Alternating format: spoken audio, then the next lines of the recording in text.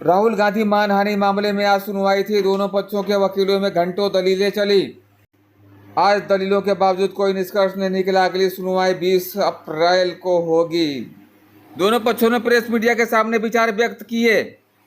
नमस्कार, मेरा नाम है शुरू में आपसे दर्शक मित्रों का तहे दिल से हार्दिक करता हूं। तो चलिए हम आपको लेकर चलते सूरत शहर कोर्ट में। आपको बता देना चाहते हैं कि 13 अप्रैल को सुनवाई होनी थी राहुल गांधी के मानहानि प्रकरण में। तो चलिए आपको बता देना चाहते हैं कि आज इस समय कोर्ट के अंदर दोनों पक्षों के वकीलों की दलीलें चल रही हैं।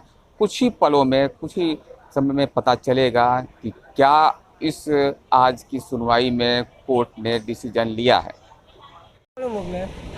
ના પહેલા મોકલ્યો મેં જોયું નહીં, ઊભો થઈ ગયો. સત્ય બોલ રहा. जो भी सच है बता दे.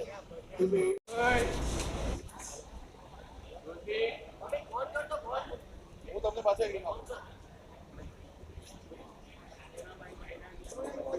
ભાઈ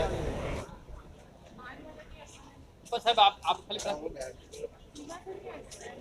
वकील ना अरे जाने क्या कर रहा है, ये कर रहा है।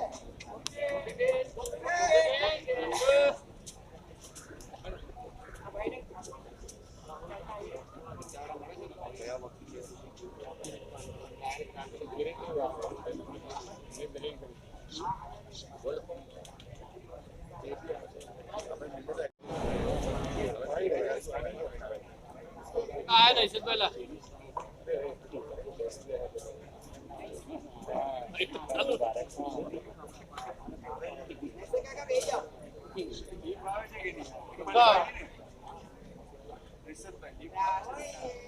खाली ताने थे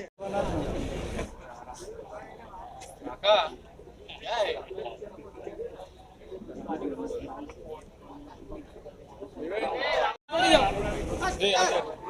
ये बल्लू खास आइए आइए काका सैलेंट काका साइड में अरे आलो को बेस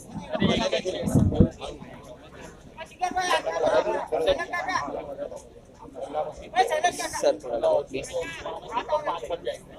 एमदो हर्षित टोलिया चलो भाई रेडी चलो जी सर सर आज कोर्ट में सुनवाई सर आज क्या हुआ भाई यार हमने सर आज क्या हुआ सर पूरे के अंदर आज क्या चलो पहला गुजरात आज कोर्ट में एपेलेट द्वारा एवी दलील करवामां आवी के केस में रेरेस्ट ऑफ रेर केस है। लोअर कोर्टे ऑर्डर पास करवामां भूल करेली है अने मारू कन्विक्शन स्टे करवू जोईए। ए दलील माटे थई अने एमणे अमुक मुद्दाओ उपस्थित करेला, पुरावा कोर्ट समक्ष रजू कर्या, केवी रीते आ केस छे खोटी रीते डिसाइड थयो छे ए एमणे रजूआत करी। बीजो मुद्दो एमनो एवो हतो के हूँ सिटिंग एमपी छूं के हतो, डिस्क्वॉलिफिकेशन थयुं, डिस्क्वॉलिफिकेशनना लीधे फ्रेश इलेक्शन आवे, आवती टर्ममां हूँ इलेक्शन ना लड़ी शकूं, आ बधा कारणोसर मारुं कन्विक्शन स्टे करवुं जोईए। एनी सामे अमारी दलील एवी हती के कोर्टनुं जजमेंट योग्य छे, जस्ट लीगल अने प्रोपर है, कायदा प्रमाणे है, एमनी अंदर संपूर्ण रीते तमाम पुरावानुं योग्य मूल्यांकन करी अने जजमेंट आपेलुं छे, कोई भूल नहीं। हालना तबक्के वधारानो एविडन्स जोई न शकाय। बीजो मुद्दो मात्र एमपी होवुं ए कोई ग्राउंड नहीं कि जेने कारणे आ प्रकारनुं कन्विक्शन स्टे करी शकाय। Number 3 gravity of the offence, गुनो गंभीर प्रकारनो छे, कारण के आरोपी सिटिंग एमपी भारतनी बीजा नंबरनी सौथी मोटी राजकीय पक्षना प्रमुख है। ए तबक्कामां एमणे आ स्टेटमेंट करेलुं छे, चूंटणी नामे करेलुं छे, એટલે કે જ્યારે એની પબ્લિક લાઈફમાં હતા, પબ્લિક લાઈફને એક્ઝિક્યુટ કરે છે ત્યારે એમણે આ પ્રકારનું ભાષણ કરેલું છે। એમણે બહુ મોટી સંખ્યામાં લોકોને અફેક્ટ કરેલું છે, માટે ગંભીર પ્રકારનો ગુનો છે। ઉપરાંતમાં કોર્ટ સમક્ષ આવતી વખતે એમણે માફી માગી નથી, એમણે આ સ્ટેટમેન્ટ કન્ટિન્યુ રાखेલું છે। એ સંજોગોની અંદર कोईपण ऑर्डर एमने पसंद होय के ना होय एमणे अपील में अपील करी शके, पण एरोगन्स बतावेलुं छे, एरोगन्स ना बतावी शके। आ बधा संजोगोमां एमनुं जे कन्विक्शन छे ए बराबर छे, स्टे करवानी जरूर नथी। 2 वर्षथी ओછી सजानो कोई प्रश्न उपस्थित थतो नथी।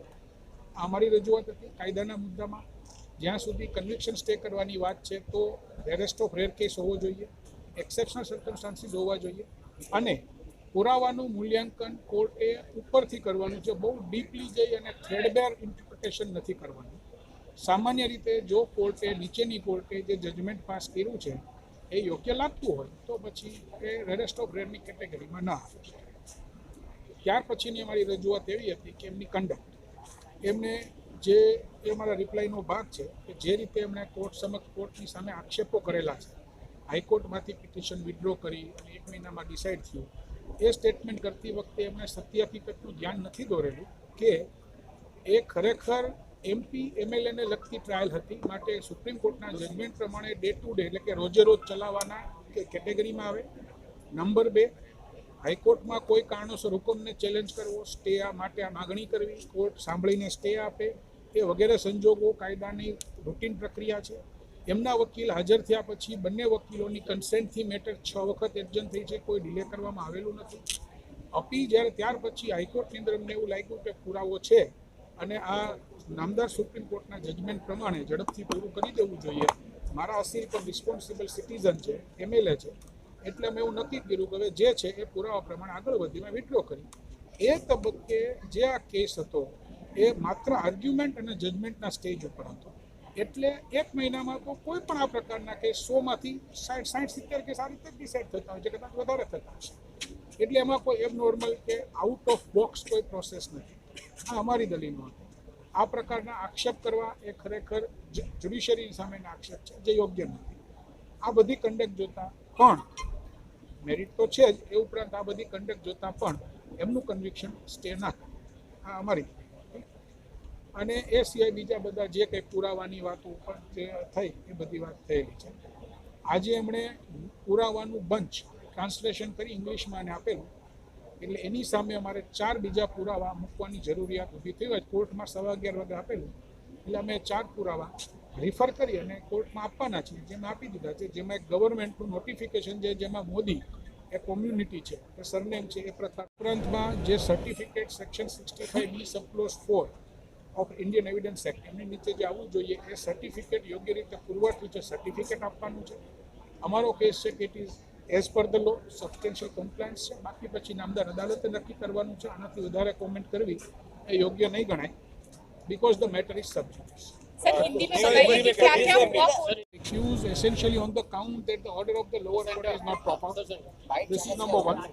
Number 2, that the sentence and the conviction is on very higher side. And number 3, that I am being MP. It led to disqualification and it had several other ramifications and several other repercussions, and therefore my conviction should also be stayed. That was his argument. In support of the argument, he referred and relied upon certain piece of the evidence, that according to this particular piece of the evidence, part of the evidence, the case of the complainant is shaky, it is not true. This was the sum and substance of the argument. We replied in counter to that. 1, that the order of the learned magistrate is absolutely just, legal and proper. Magistrate has taken into consideration each and every aspect which is required to be taken care of in any of the trial. The second aspect is that deep appreciation of the evidence at this stage that would not be permissible under section 389 subclause 1 of CRPC. That is for the staying of the conviction. Number 4, that is our predominant argument before the court, that the law of section 389 subclause 1, that is to stay the conviction, is well settled by the Supreme Court, by the Honorable Gujarat High Court. Number 1, it should be rest of rare case. Number 2, that it should be in exceptional circumstances. And number 3, court would have to not look into very deep into the evidence, but has to just take a form of the prima facie view of the entire evidence and the judgment passed by the court below, that whether the court was alive to the matter, court has appreciated the evidence properly, court has taken into consideration each and every argument, the points raised by both the parties, and if it is found to be a possible view, then that is sufficient, that we state that is sufficient. That is our one of the argument. Next contention was that case of MP MLA is no more different than any other accused. The right to represent the people in the house or right to be elected, it's not a constitutional or common law right, but it is only at the statutory law right. Statutory right, it is under the Representation of People Act. Now, Representation of People Act specifically provides that the moment there is conviction, it would incur the disqualification without waiting for a moment. So if that is the provision of law, then it would never be a rarest of rare case, or it would never be an exceptional circumstances. Otherwise, in each and every case where the MP, MLA is convicted, court will have to stay the proceedings. So that cannot be the argument. That is one of our cases. This case is certainly not that particular falling in the category where conviction can be stayed. In support of that, we have also relied upon the criminal cases pending against the accused. We have also relied upon the fact that the statement which is made in the appeal with regard to withdrawal of the order from the High Court and conducting the matter before the magistrate immediately, that would amount to imputing something against the court of law. That is not proper. And the second aspect is that on the day of the appeal also, he has paraded before this honorable court with several high and mighty belonging to his party and who was holding the highest post under the constitution. They are the legislators. These are the sum and substance of our submission. Beyond this, it won't be proper because it is sub judice. Let the court pass order on 20th. Thereafter we can make the call. Cheema साहब जब अपना argument रख रहे थे, दो important बातें उन्होंने कही। पहली बात तो उन्होंने कहा कि मेरे जो लोअर कोर्ट में जिस तरह से उनको पूरा ये चला केस चला, उनको प्रॉपर ट्रायल नहीं मिल पाया। वो चूंकि मोदी जी के खिलाफ वो काफ़ी सारे अपनी बातें रख रहे थे, मुखर होकर अपनी बात रख रहे थे, इसलिए उनके खिलाफ एक केस फाइल किया गया। और दूसरा 13 करोड़ मोदी होने का जो दावा है वो बड़ा फैक्चुअली करेक्ट नहीं है आप लोगों का। उन्होंने कई सारे इसको लेके रेफरेंसेस भी दिए थे। ये बातें मैजिस्ट्रेट के ऑर्डर में ऑलरेडी डिस्कस हो चुकी है, तो अभी ये कोर्ट में ये आर्ग्यूमेंट पेंडिंग है, तो इसके ऊपर कोई भी कमेंट करना ये प्रॉपर नहीं रहेगा। Let us not make any comment because after 20th only we can comment on it.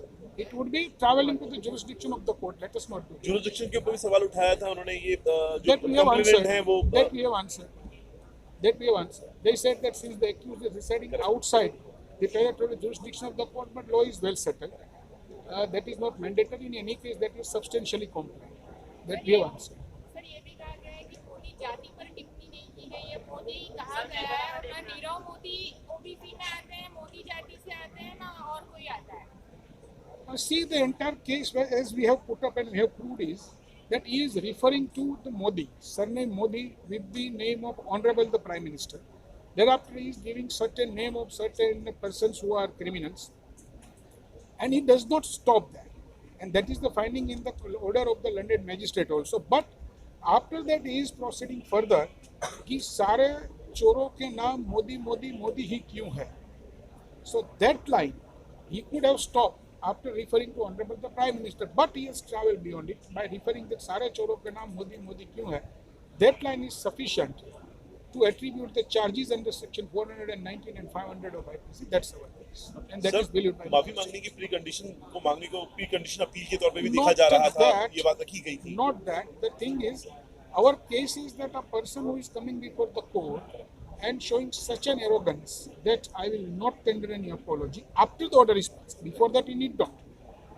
Then that would one of the consideration for quantum of the punishment. Then it would be naturally the maximum punishment. The gravity of the offence is high. It has a larger repercussions. The stature of the person who is making this particular imputation, holding the post, etc., his liability, his responsibility. We also referred and relied upon the constitutional provisions, Article 84, and the judgment in the case of Jyoti Basu, as well as in other case of the Supreme Court, where Supreme Court has said that when it comes to the the standard of the legislators, then it should be a bit higher. Now, under these circumstances, we have argued and we have answered. Thank you. Thank you.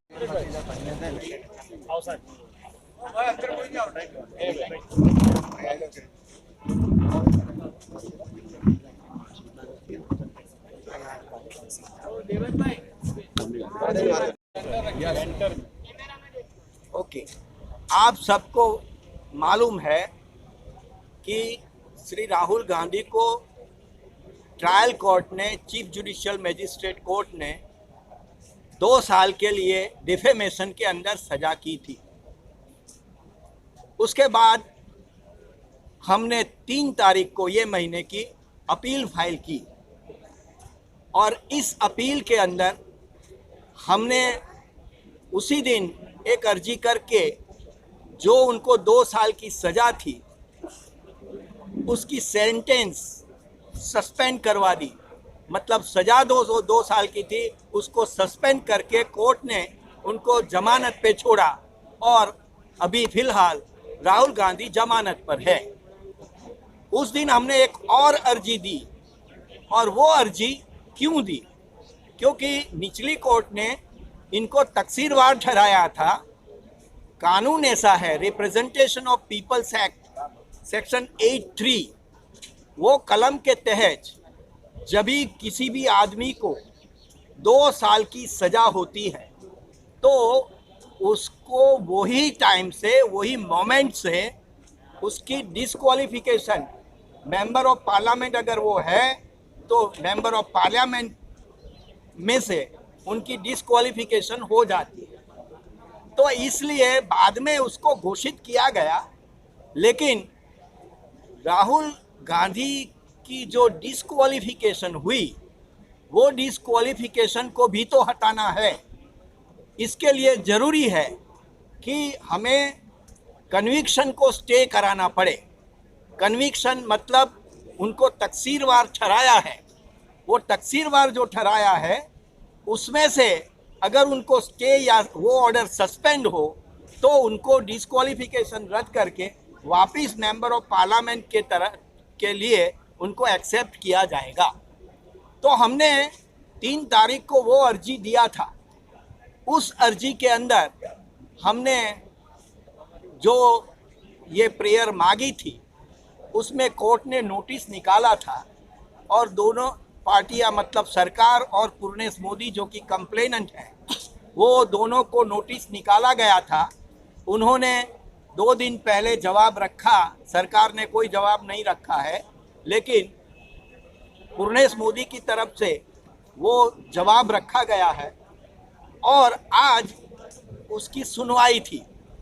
और आज दोनों पार्टियों ने पूरे दिन के लिए इसमें सुनवाई की है। पहले श्री राहुल गांधी की तरफ से हमारे एडवोकेट श्री चीमा, जो कि सुप्रीम कोर्ट के लॉयर हैं, मिस्टर RS चीमा, उन्होंने अपनी दलीलें पेश की। बाद में उनकी तरफ से हर्षित तोलिया करके एडवोकेट है, उन्होंने भी अपना पक्ष रखा और ऐसे पूरे दिन दलील हुई। हमारी दलील में मुख्य बात ये थी कि ये डिफेमेशन का केस है, कोई मॉरल टर्पिट्यूड का केस नहीं है। और जब 2 साल की सज़ा होती है तो आम तौर पे 2 साल की सज़ा के केस में कन्विक्शन को स्टे करना चाहिए। दूसरी बात जो हमारी तरफ से रखी गई वो ये है कि ये 2 साल की जो सज़ा हुई है वो सज़ा भी बहुत ज़्यादा है। वो क्यों ज़्यादा है? हमने कहा कि आज तक हमने डिफेमेशन के केस में 2 साल की सज़ा कभी नहीं देखी। ऐसा इम्प्रेशन पड़ता है कि मानो डिस्क्वालिफिकेशन करने के लिए ये 2 साल की सज़ा की गई हो। हालांकि ये सच नहीं भी हो सकता है, ये कोर्ट का विषय है, लेकिन इम्प्रेशन ये पड़ सकता है। क्यों 2 साल की सज़ा ज़्यादा है? एक कारण जो दिया गया वो कारण ये था कि राहुल गांधी को सुप्रीम कोर्ट ने कंटेम्प्ट के एक प्रोसीडिंग में उन्होंने माफ़ी मांगी और उसमें उनको सुप्रीम कोर्ट ने वार्निंग दिया। और ये सज़ा ज़्यादा मैं इसलिए करता हूँ, लोअर कोर्ट कहती है कि सज़ा मैं इसलिए ज़्यादा करता हूँ कि वार्निंग देने के बावजूद भी ये सुधरे नहीं और ये भाषण किया और उसमें इन्होंने डिफेमेटरी स्टेटमेंट किया, तो उसको सज़ा ज़्यादा होना चाहिए, वो उनका कहना था।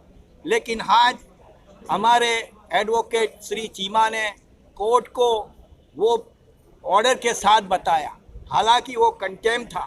उसमें क्या था कि सुप्रीम कोर्ट के नाम से कोर्ट ने भी अभी कह दिया है कि चौकीदार चोर है, ऐसा कुछ उनके सामने एलिगेशन था। राहुल गांधी ने बहुत फेयरली उधर एक्सेप्ट किया कि कोर्ट का नाम मैंने गलत तरीके से बीच में मैं ला चुका हूं और इसके लिए आई एम सॉरी। और ये सॉरी कह के उन्होंने कोर्ट की माफ़ी मांगी थी और कोर्ट ने वो वार्निंग दिया था कि आइंदा ज़रा अलर्ट रहे, इतना बात था।